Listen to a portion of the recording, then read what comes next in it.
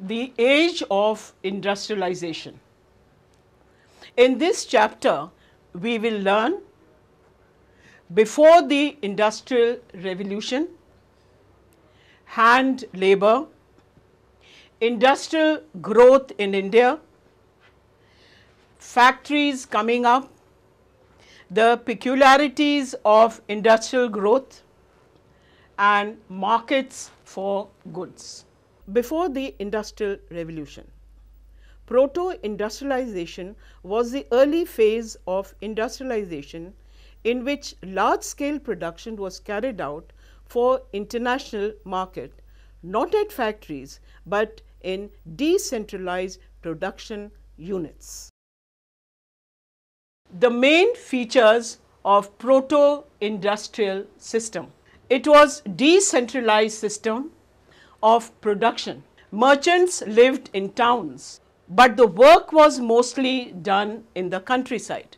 This system of production was controlled by the merchants, and the goods were produced by a large number of producers working within their family farms. Under this system, the work was done by involving the whole family.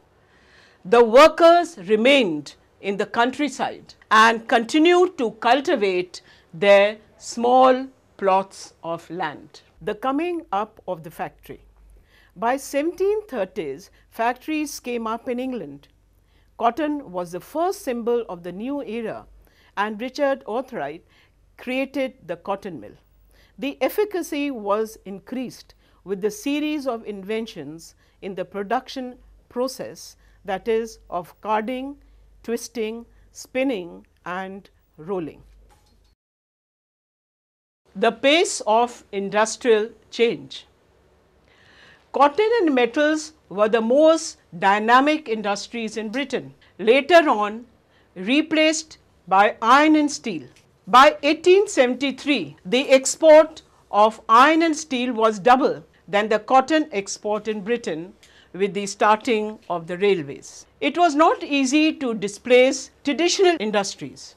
By the new industries, domestic units were producing large portion of the output in comparison to the factories. For non-mechanized sectors such as the food processing, building, pottery, glasswork, etc., ordinary and small innovations were the basis of growth. Technological change was slow because it was expensive, and its use had made the merchants and industrialists little cautious. Breakdown and repairing was very costly. Hand labor. There was no shortage of human labor in Victorian Britain, and the industrialists had no labor problem because poor peasants and vagrants moved in large numbers in search of jobs to the cities. The demand for work was seasonal. Therefore, industrialists usually preferred hand labor who could be employed seasonally. Works like breweries, bookbinding and printing, catering to Christmas demand, etc., were seasonal work and needed more workers to meet the demand. Thus, they were employing workers for the season. Life of the workers. More workers, less jobs. There was no shortage of workers in the market as compared to demand.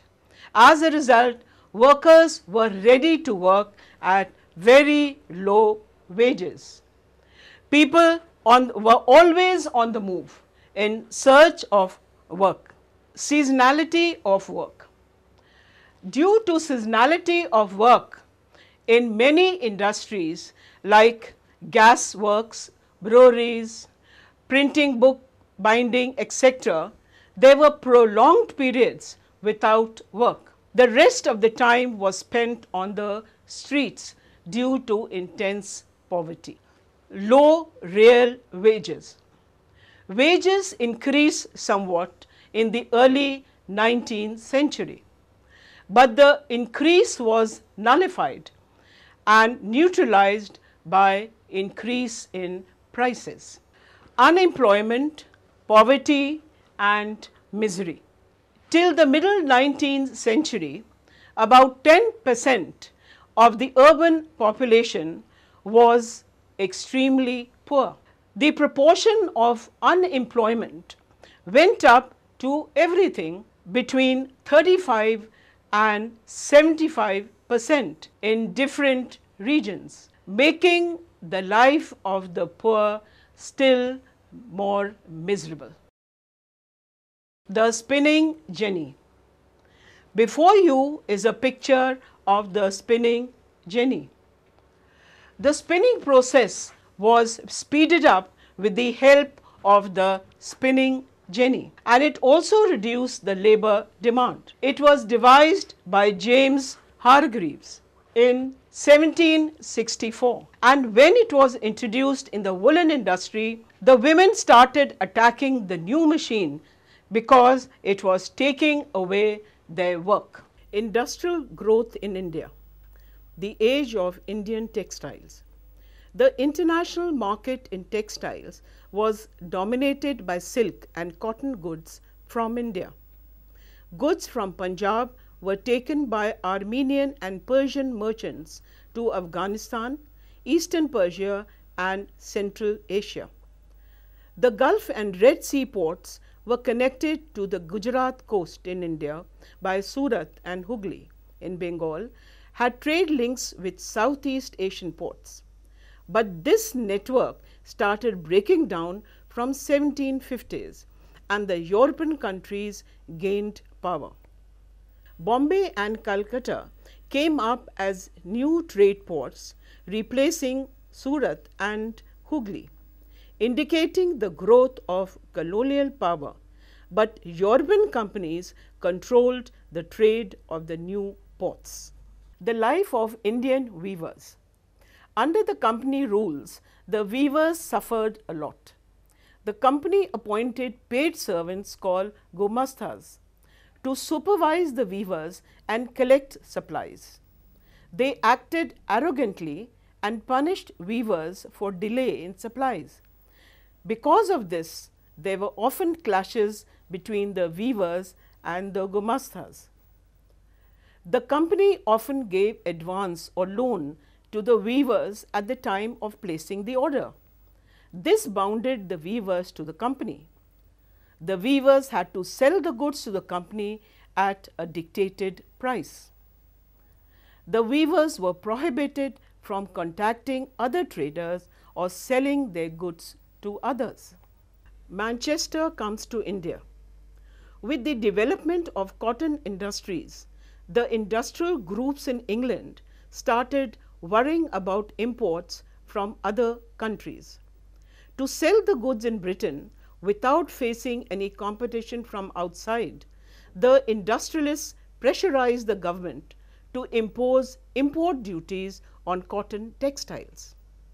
At the same time, the East India Company was also persuaded to sell British manufactures in Indian markets by the industrialists, due to which cotton weavers in India faced problems.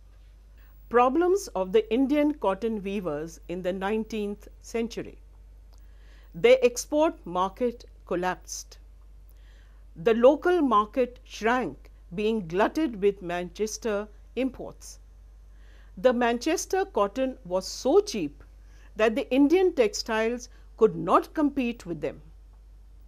By the 1850s, weavers faced another problem of not getting sufficient supply of raw material of good quality. This happened because the Civil War had broken out in America. By the end of the 19th century, weavers and craft persons faced another problem. Factories in India began production and the market began to be flooded with machine goods. Now we will discuss about the factories that came up. The first cotton mill, Bombay, in the year 1854. The first cotton mill in Bombay came up in the year 1854 and it went into production 2 years later. Second, 4 mills came up in 1862. By 1862, 4 mills were at work with 94,000 spindles and 2,150 looms. The first jute mill came up in Bengal in the year 1855. The first jute mill was set up in 1855 in Bengal, and another mill came up 7 years later in 1862. Then the Elgin mill came up in Kanpur. In the north, the Elgin mill was started in Kanpur in 1860, and a year later, the first cotton mill was set up at Ahmedabad. The first spinning mill and weaving mill came up in 1874. So, by 1874, the first spinning mill and weaving mill of Madras began production. The early entrepreneurs. The history of business groups goes back to trade with China. The British in India began exporting opium to China and took tea from China to England. The Indian business groups became junior players in the trade, providing finance, procuring supplies, and shipping consignments.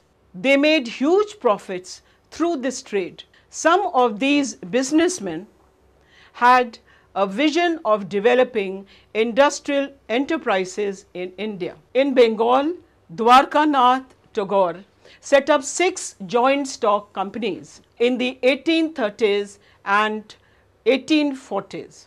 In Bombay, Parsis like Dinshaw Patit and Jamshedji Nusarwanji Tata built huge industrial empires in India. Seth Hukamchand set up the first jute mill in Calcutta in the year 1917.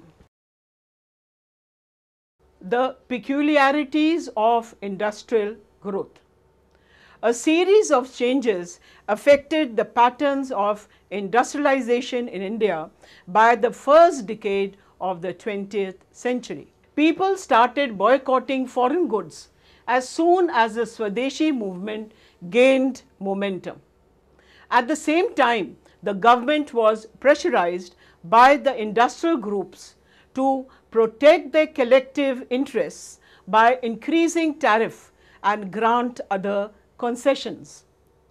The Chinese market was flooded with the products from the Chinese and Japanese mills, which ultimately declined the export of Indian yarn to China from 1906. With the start of the First World War, British mills got engaged in supplying goods to the army. Thus, Manchester imports into India declined. This gave a golden opportunity to the Indian industries to boom. After the war was over, British industries got a setback. The economy of Britain crumbled after the war. In India, however, the local industrialists gradually consolidated their position and gained success in capturing the home market. Increase in handloom production between 1900 and 1940. Fly shuttles were used in the looms by the weavers from the second decade of the 20th century, increasing productivities per worker, speeding up production and reducing labor demand. In the regions like Travancore, Madras, Mysore, Cochin and Bengal, over 35% of the handlooms were fitted with the fly shuttles in 1941. Both finer varieties and coarse cloth were produced by the weavers. The demand for the finer varieties was more among the rich classes. The sale of Banarsi or Baluchari saris was not affected by the famines. Weavers lived hard lives and worked long hours. They could not prosper in spite of the expanded production throughout the 20th century. Market for goods. Advertisements. The producers used advertisements to create consumers and made products appear desirable and necessary. Advertisements appeared in newspapers, magazines, street walls, and television screens. Labeling. Labels were put on cloth bundles by Manchester industrialists before selling the cloth. The buyers felt confident in buying the cloth on which "Made in Manchester" was written. Calendars. By the late 19th century, manufacturers were printing calendars to popularize their products. In these calendars, we see the figure of gods. Then, images of important personages. Besides the images of God, figures of important personages of emperors and nawabs adorned advertisements and calendars. Then we go on to advertisements by Indian manufacturers. The nationalist message was clear and loud with the advertisements of the Indian manufacturers. These advertisements acted as a vehicle of the nationalist message of